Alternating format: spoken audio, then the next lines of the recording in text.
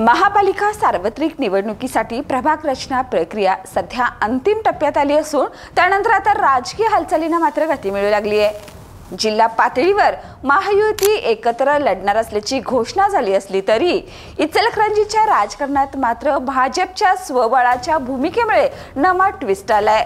भाजपकडून सातत्याने स्वबळावर लढू असा सूर ऐकवला जात असल्याने महायुतीचं जिल्हास्तरीय एकत्रित धोरण इचलकरंजीत कितपत यशस्वी ठरेल हे पाहणं उत्सुकतेचं ठरणार आहे।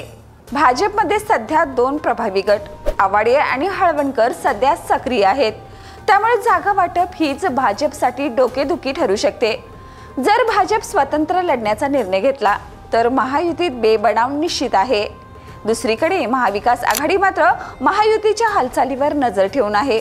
भाजपने जर स्वतंत्र लढण्याचा निर्णय घेतला तर महाविकास आघाडी एकच चिन्ह घेऊन मैदानात उतरण्याच्या तयारीत आहे। पूर्वी नगरपालिकेत विरोधकांनी शहर विकास आघाडीच्या माध्यमातून एकत्र येऊन सत्तेचा दावा केला होता, त्याच धर्तीवर यंदाही काही प्रयोग होण्याची शक्यता आहे।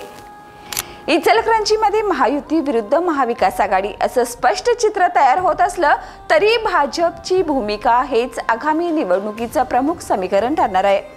भाजप स्वबळावर लढणार की महायुतीचा धर्म पाळणार या निर्णयावरच इचलकरंजीतील सत्ता कोणाच्या हाती येणार हे ठरणार आहे। या आणि अशाच ताज्या अपडेट्ससाठी तारा न्यूज।